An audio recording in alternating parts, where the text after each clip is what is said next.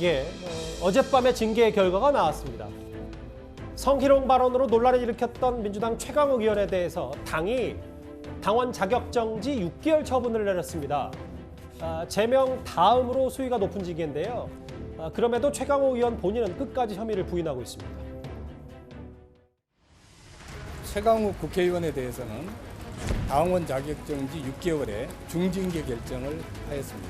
소명하는 과정에서는 본인이 했던 발언에 대해서 인정을 한 게 있었나요? 인정을 하지 않았습니다. 당원 자격을 상실하기 때문에 당원으로서 가질 수 있는 권리 자체가 전부 상실된다고 보면 될 것 같습니다. 모든 의원님들이 만장일치로 최종 결정을 했다는 점을 말씀드립니다. 결과에 대해 한 말씀 부탁드리겠습니다.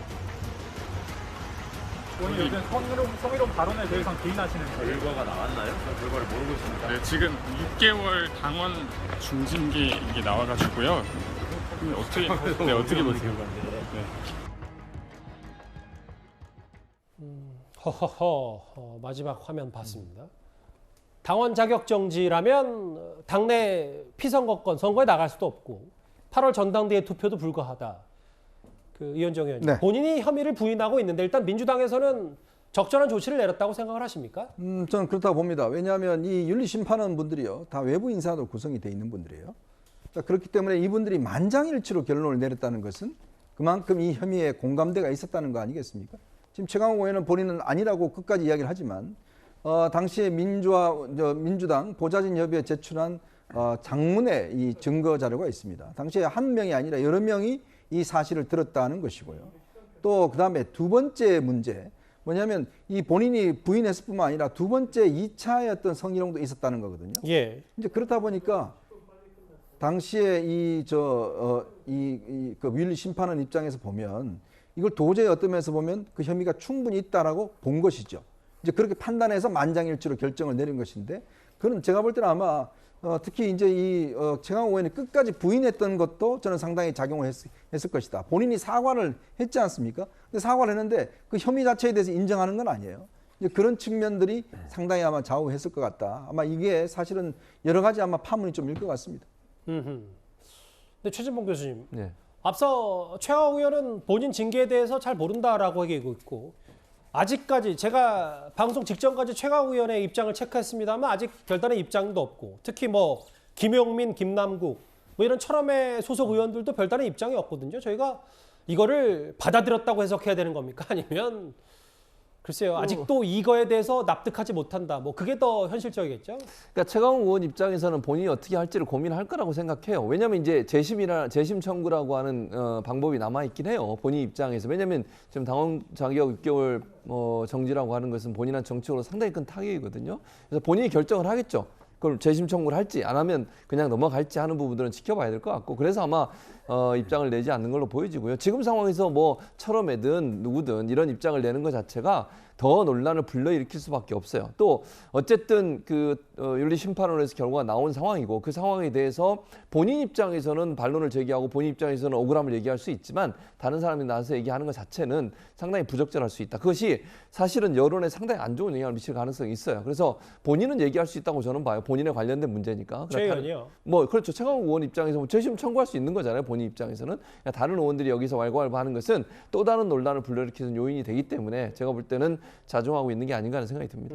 그러니까 일단은 좀 여론의 추이를 지켜보는다. 최강욱 의원이. 예. 아니 그거보다도 이게 최종 결정이 아니에요.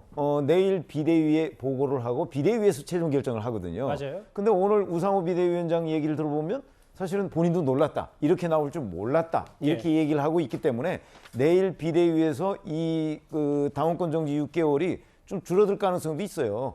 그렇기 때문에 최강욱 의원은 또는 뭐 철험의 소속 의원이나 이런 분들은 아니 이게 뭐 최종 확정된 것도 아닌데 여기에 대해서 반응을 보이기가 좀 애매한 것 아니냐. 그러니까 내일 비대위에서 아마 최종 결정을 하게 되면 뭐 후속 조치들이 좀 나오지 않을까 이렇게 생각을 합니다. 서영주 대변인, 당내 사정이니까 저 잘 아실 텐데 비대위원장이 윤리위의 결정을 개인 의견이지만 좀 센 징계라는 생각이 든다. 그러면 당원제 6개월 처분이 좀 감면되는 겁니까? 그러면 최강 의원이 또 입장을 밝히는 건지? 전혀 그럴 일은 없을 겁니다. 제가 우상호 비대위원장의 정치 스타일을 알고 있고요. 그다음에 개인적 의견으로 얘기를 한 겁니다. 저도 개인적으로는 좀 센 징계라고 생각을 했지만 예. 기본적으로 우리 민주당에서 이런 성비 부분이나 이런 부분에서는 단호하게 해야 된다 부분에서는 공감대가 있다고 보고요. 특히나 윤리심판원에 대해서는 우상호 비대위원장이 늘 얘기해 왔습니다. 이거는 독립기구이기 때문에 예. 이 비대위나 최고위에서 이 판단에 대해서는 왈가왈부 안 하는 게 맞다라는 게 기본적인 입장을 알고 있기 때문에 아하. 뭐 큰 변동은 없을 것으로 보입니다. 그러면 당원 정지 6개월 처분은 안 바뀌는 거다. 우상호 비대위원장이 저렇게 얘기를 해도 이 그렇게 말씀이신 보고 거죠? 있습니다. 예, 진짜 그런 거죠? 그럴 겁니다. 알겠습니다. 지금 민주당 내부가 이 최강 의원의 징계권으로 꽤 시끄럽습니다. 이와 관련해서 사실 그 민주당 지지자들에게 영향력이 꽤 큰 방송인 김어준 씨가 과거에도 이 최강 의원의 성희롱 발언에 대해서 꽤 두둔하는 발언을 했었는데요. 과거 발언과 오늘 발언 한번 모아봤습니다. 듣고 와서 관련 얘기 나눠보도록 하겠습니다.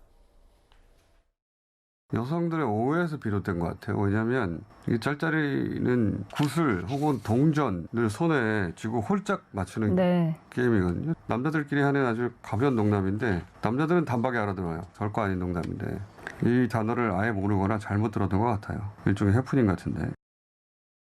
주장과 주장이 부딪히는데 6개월 중징계라는 건 한쪽 주장이 100% 맞다고 판단한 거거든요. 어떤 근거에서 이렇게 판단했는지 모르겠어요. 굉장한 중징계거든요. 이건 저희가 따로 다뤄봐야 되겠습니다. 전 영상이라도 있는 줄 알았더니 그건 없어요. 저 발언을 했던 증거가 없지 않냐. 근데 너무 과하다. 과거에는 뭐 이른바 짤짤이를 두둔했던 그 김어준 씨인데 민주당 내부 게시판은 오늘 시끄럽거든요. 이현정 의원. 네. 징계 취소해라. 철회하고 진정서 내겠다. 혹은 처럼 해체하기까지 했던 박지원 전 비대위원장 비판하는 얘기도 있고. 어떻게 받아들이세요? 김어준 씨는 짤짤이를 혼자 하는 모양이죠. 짤짤이는 혼자 하는 게임이 아닙니다. 참 기본적인 상식도 그러니까 지금 이분들이 이 보좌진 분들이 여러 명이 이 증언을 하고 있어요. 뭐 영상이 없기 때문에 안 된다 이런 이야기를 하시는데 글쎄 윤리심판원에 있는 분들이 다들 전문가들인데 아무도 이런 것들을 모르고 그냥 바로 내렸겠습니까? 참 어떻게 보면 이런 상식적인 이야기 아닌 이야기로 어떤 면에서 이 변호를 한다는 것 자체가 적절하지 않다는 생각이 들고요. 더군다나 지금 뭐 당내에서 보면 고민정 의원은 이 박지원 전 비대위원장이 이 부분에 대해서 강하게 이제 징계를 요구를 했는데 또 그런 이야기 하더라고요. 이제 뭐 그냥 일반 사람 아니냐 등등 이렇게 폐마하는 듯한 이야기를 했는데요. 저는 이번 기회가 민주당에게 굉장히 중요한 기회라고 봅니다. 왜냐 그동안 보면 전직 이 자치단체 3명에 대한 성비위 사건이 있었죠. 예. 박안주 의원 사건이 있었잖아요. 최근에는요. 그러니까 그게 항상 선거 때마다 여러 가지 지금 비판을 사왔잖아요. 그러니까 이번에 이런 문제가 있었잖아요. 저는 김남국 의원이 왜 말을 안 하는지 모르겠어요. 본인이 직접 들은 거 아닙니까? 예. 근데 본인이 말을 안 해요. 뭐 이 상황에 대해서. 가타부터 이야기를 해야 될 거 아닙니까? 본인이 대상자잖아요. 대상자가 아무 말도 안 해요. 저는 왜 본인이 침묵하고 있는지 모르겠습니다.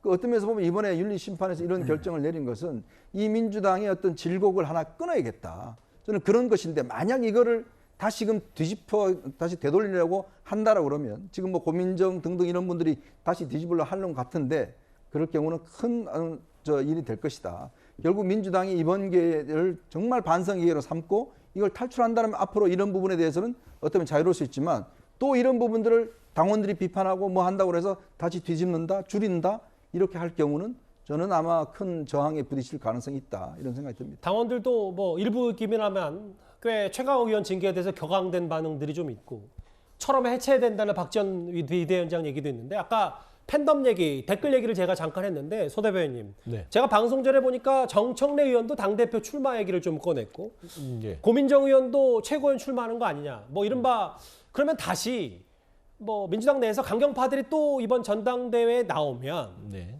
뭐 이게 또 강성 지지층에 끌려가는 거 아니냐는 비판 동시에 나오고 있거든요. 어떻게 받아들일까요, 저희가? 근데 어차피 이제 최고위원을 나오든 전당대회에서 당대표를 나오든 간에 결국에는 당원과 국민들의 선택을 받는 거 아니겠습니까? 예. 뭐 끌려다닌다. 저는 그 표현에 대해서는 동의하기는 어렵고요.